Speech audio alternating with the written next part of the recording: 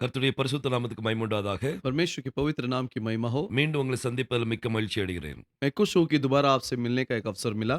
நம்ம அ ஈசாக்குனுடைய பிரயாணத்தை பற்றி பார்த்துட்டு வர்றோம். हम इसहाक के यात्रा के बारे में देख रहे हैं ஸோ இன்னும் நம்ம அந்த பெயருக்குள்ள என்ன மர்மம் இருக்குன்னு பார்க்கலாம். और उस नाम के अंदर क्या गुप्त बातें हैं उसे हम देखेंगे। நம்ம ஏற்கனவே ஈசாக்குனுடைய அர்த்தத்தை பார்த்தாச்சு. पहले ही हमने इसहाक का मतलब जो है उसे देख लिया है। இன்னைக்கு நம்ம கிமெட்ரியாவை பற்றி பார்க்க போறோம். आज गिमेट्रिया के बारे में देखेंगे। அந்த இசஹாக்குங்கிற பெயருக்குள்ள इसहाक इस नाम के अंदर அதுல ஒரு சில வேல்யூல எப்படி தீர்க்கதரிசனம் இருக்குது.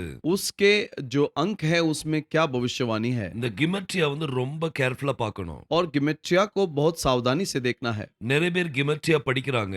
बहुत सारे गिमेट्रिया सीखते हैं ஆனா சரியா படிக்காதனால लेकिन ठीक तरह से सीखा नहीं, इसलिए அவங்க நியூமரோலாஜிக்கல்ல போயிடுறாங்க. वो न्यूमरोलॉजी के अंदर चले जाते हैं। நம்ம அப்படி போக கூடாது. हम ऐसे नहीं जाना। சோ இப்போ நம்ம வந்து கிமெட்ரியா ஆஃப் ஐசக் பத்தி பார்க்க போறோம். अब इसहाक के गिमेट्रिया के बारे में हम देखेंगे। அந்த பெயருக்குள்ள என்ன இருக்குன்னு பார்க்கலாம். उस नाम के अंदर क्या है वो देखेंगे। நம்ம போன வீடியோல பார்த்தோம். पिछले वीडियो में हमने देखा ஈசஹாக்ங்கிற பேரை ரெண்டா பிரிச்சு பார்த்தோம். इसहाक इस नाम को दो भाग करके देखा। யோது தனியா, योद अलग करके சஹாக் தனியா. और सहाक को अलग करके। அது அந்த ரெண்டுக்கு அர்த்தத்தை நம்ம பார்த்தோம். इन दोनों के मतलब को भी हमने देखा। அந்த யோது தான் அவன். योद ही वो है। அப்புறம் சஹாக் அப்படின்னா सहाक का मतलब நகைப்பு. हंसना। சோ இப்படி நம்ம பார்த்தோம். ऐसे हमने देखा। சோ இந்த இசஹாக் அப்படின்னு சொன்னாலே अब इसहाक जब बोलते हैं அவன் நகைத்தான். वो हंसा, சோ இதுதான் அதனுடைய அர்த்தம். यही इसका मतलब है। இப்ப இந்த சாஹாக்ங்கிற வார்த்தையை மட்டும் நம்ம अब பார்க்கலாம். सहाक इस शब्द को देखेंगे। இந்த ஈசாக்கு எப்போ பிறப்பான், ये इजाक कभी जन्म होगा, எந்த வயசுல பிறப்பான், किस उम्र में उसका जन्म होगा, அவங்க அப்பாவுடைய வயசு எவ்வளவு இருக்கும், उसके पिता का क्या उम्र होगा, அவங்க அம்மாவுடைய வயசு எவ்வளவு இருக்கும், माँ का उम्र क्या होगी, இது எல்லாமே அங்க சொல்லப்பட்டிருக்குது. ये सब कुछ उसमें बोला गया है। பாருங்க இப்போ சாஹாக்க மட்டும் எடுத்து अब பார்க்கலாம். सहाक को देखेंगे। இந்த சாஹாக்ங்கிற வார்த்தையில सहाक इस शब्द के अंदर முதல்ல சாடே இருக்குது, पहले साड़े है, அப்புறம் ஹெத் இருக்குது, फिर खेत அப்புறம் கோஃப் இருக்குது. और आखिर में खोफ। இந்த மூணுனுடைய கிமெட்ரியா வேல்யூவை பார்க்கலாம். ये तीनों अक्षरों का गिमेट्रा अंक को देखेंगे। முதல் எழுத்து வந்து சாடே. पहला अक्षर जो है साड़े है। இந்த சாடேனுடைய வேல்யூ எத்தனை? इस साड़े का अंक कितना है? இந்த சாடேனுடைய வேல்யூ வந்து 90. और साड़े का अंक जो है 90 है। 90. 90 है। சாடே அப்படிங்கிறது 90 குறிக்குது. साड़े जो है 90 को दर्शाती है। அடுத்தது கோஃப் பாருங்க. और अगला कोफ को देखिए। இந்த கோஃப்க்கு வேல்யூ எத்தனைன்னா एक कोफ का क्या अंक है? அது 100 அப்படின்னு சொல்லுவாங்க. वो 100 अंक है। அது கோஃப்க்கு 100, कोफ के लिए 100 अंक அப்புறம் சாடேக்கு வந்து அது 90. और साड़े का 90 अंक है। இப்போ ஒரு வசனத்தை நம்ம வாசிக்கலாம். अब एक वचन को पढ़ेंगे। இந்த வசனத்துல உங்களுக்கு தெரியும் इस वचन के अंदर आप जानेंगे ஈசாக்குனுடைய அப்பா அம்மாவுடைய வயசு எவ்வளவு இருக்கும், इसहाक के माता पिता का उम्र क्या होगा, அவங்களுக்கு எந்த वयசுல இந்த ஈசாக் பிறப்பான். वो कौन से उम्र में इसहाक जन्म होगा। பாருங்க ஆதியாகமம் 17ஆம் அதிகாரம் उत्पत्ति के 17वें अध्याय में அதுல 17ஆம் வசனத்தை வாசிக்கலாம். 17वें वचन को हम पढ़ेंगे। तब इब्राहिम मुंह के बल गिर पड़ा और हंसा और अपने मन ही मन कहने लगा, क्या 100 वर्ष के पुरुष के भी संतान होगा, और क्या सारा जो 90 वर्ष की है पुत्र जनेगी।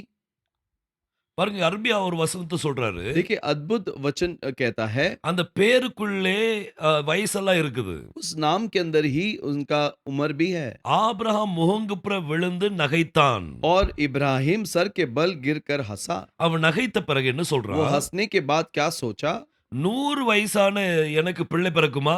मैं जो 100 साल का हूँ मुझे बच्चा होगा क्या। அதுதான் கோஃப். वही कोफ है। ஆபிரகாம் தான் கோஃப். अब्राहम कोफ है। அடுத்தது அவன் சொல்றான் और अगला वो कहता है வயதான 90 வயதான சாராள் பிள்ளை பெறுவாளோ? और क्या 90 साल की सारा पुत्र जनेगी। இந்த 90 எதை குறிக்குது? ये 90 किसे दर्शाता है? சாடே.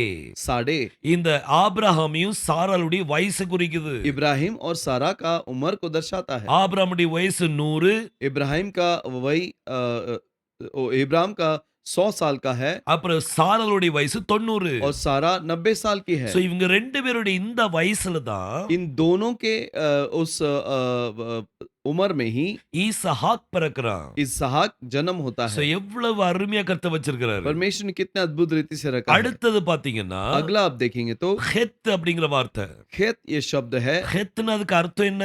खेत का मतलब क्या है? செப்பரேஷன். अलग करना। என்ன ஈசாக்குல என்ன செப்பரேட் ஆச்சு? और इसहाक में क्या अलग हुआ?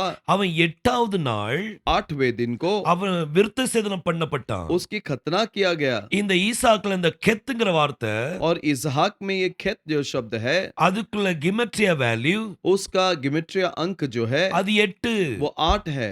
கரெக்டா கொடுக்கப்பட்டிருக்குது. वो सही तरीके से दिया गया है। ஆபிரகாமுக்கு 10 வயசு, इब्राहिम ஆபிரகாமுக்கு 100 வயசு, इब्राहिम का 100 उम्र का था சாராக்கு 90 வயசு, और सारा 100 साल की थी। ஈசாக் 8 நாள்ல और इसहाक 8 दिन में அவன் விருத்த சேதனம் பண்ணப்பட்டான். उसका खतना किया गया। பாருங்க வாசிங்க. पढ़ेंगे ஆதியாகமம் 21ஆம் அதிகாரம் उत्पत्ति के 21वें अध्याय அதுல 4ஆம் வசனத்தை வாசிக்கலாம். 4थे वचन को पढ़ेंगे। और जब उसका पुत्र इसहाक 8 दिन का हुआ तब उसने परमेश्वर की आज्ञा के अनुसार उसका खतना किया। இங்க கர்த்தருடைய கட்டளையின்படி परमेश्वर की आज्ञा के अनुसार ஆபிரகாம் ஈசாக்குக்கு விருத்த சேதனம் பண்ணினான். इब्राहिम इसहाक का खतना किया। எவ்வளவு அந்த ஈசாக்குங்கிற பேருக்குள்ளே इसहाक इस नाम के अंदर ही எவ்வளவு அருமையான கிமெட்ரியா வேல்யூ இருக்குது. कितने अद्भुत रीति से वो गिमेट्रिया का अंक है। ஆபிரகாமுக்கு 100 வயசு, इब्राहिम 100 साल का, சாராளுக்கு 90 வயசு. सारा 90 साल की। இந்த சாடே அப்படிங்கிற எழுத்து எடுத்தீங்கன்னா और साढ़े इस अक्षर को ले लेंगे। அதை ஏன்ஷியன் ஹீப்ருல பார்க்கும்போது प्राचीन हिब्रू में जब देखते हैं அது வந்து ஒரு குனிந்த மனிதன். वो एक झुका हुआ व्यक्ति है, ஆனா சூரியன் இப்படி நிமிர்ந்து நிக்குது. लेकिन सूरज ऐसा खड़ा है। சோ அந்த குனிந்த மனிதன் தான் சாரா, जो झुका हुआ व्यक्ति है वो सारा है, இந்த சூரியன் தான் ஆபிரகாம். ये सूरज ही इब्राहिम है। இவங்க ரெண்டு பேருக்கு குழந்தை பிறக்குது. इन दोनों को बच्चा होता है அவன் பேர் வந்து ஈசஹாக். और उसका नाम इसहाक। 8வது நாள்ல விருத்த சேதனம் பண்ணப்பட்டான். 8वें दिन में उसकी खतना हो गई। கர்த்தர் கிமெட்ரியா வேல்யூ பிரகாரம் परमेश्वर उस गिमेट्रिया के अंक के अनुसार அவனுடைய பேரை கச்சிதமா வச்சிருக்கிறார். उसके नाम को अद्भुत रीति से रखा है। ரொம்ப அருமையா வச்சிருக்கிறார். बहुत अद्भुत रीति से रखा है। இது எனக்கு கிடைக்கு. இதெல்லாம் பார்க்கும்போது इसे हम देखते समय எனக்கு என்ன சொல்லன்ட்டு எனக்கு தெரியல. मैं समझ में नहीं आता है कि मैं क्या बोलूं। நம்ம தேவன் பெரியவர். हमारा परमेश्वर महान है। அவர் எல்லா விதத்திலையும் ஒரு பேருக்குள்ள எல்லாத்தையும் வச்சிருக்கிறாரு. वो हर समय में अपने उस नाम के अंदर रखा है। அந்த பேரை அவனுக்கு சூட்டும் போதும் और उसको नाम देते समय ஆபிரகாம் முகங்குப்புற விழுந்து நகைத்தான். इब्राहिम सर के बल गिरकर हंसा। அதனால அவன் பிறக்க போற குழந்தைக்கு பேரு ஈசஹாக். इसीलिए उसको जो बच्चा होने वाला है उसका नाम इसहाक है। ஈசாக்னு அர்த்தம் என்ன? इसहाक का मतलब क्या है? அவன் நகைத்தான். वो हंसा। அந்த நகைத்தான்ங்கிற வார்த்தைக்குள்ள वो हंसा इस शब्द के अंदर ஆபிரகாமுடைய வயசு வந்துட்டு, इब्राहिम का उम्र आ गया, சாராளுடைய வயசு வந்துட்டு, सारा का उम्र आ गया ஈசாக் 8வது நாள் விருத்தசேதனம் பண்ணப்படுறதும் வந்துட்டு. और इसहाक 8वें दिन में उसकी खतना होती है वो भी आ गई। கர்த்தர் எவ்வளவு அருமையா வச்சிருக்கா பாத்தீங்களா? परमेश्वर ने कितना अद्भुत रीति से रखा இது है। ஈசாக்குனுடைய பெயருக்குள்ள கெமெட்ரியா. ये इसहाक नाम के अंदर का गिमेट्रिया है। கர்த்தர் உங்களை ஆசீர்வதிப்பாராக. परमेश्वर आपको आशीष दे। மீண்டும் சந்திப்போம். दोबारा हम मिलेंगे।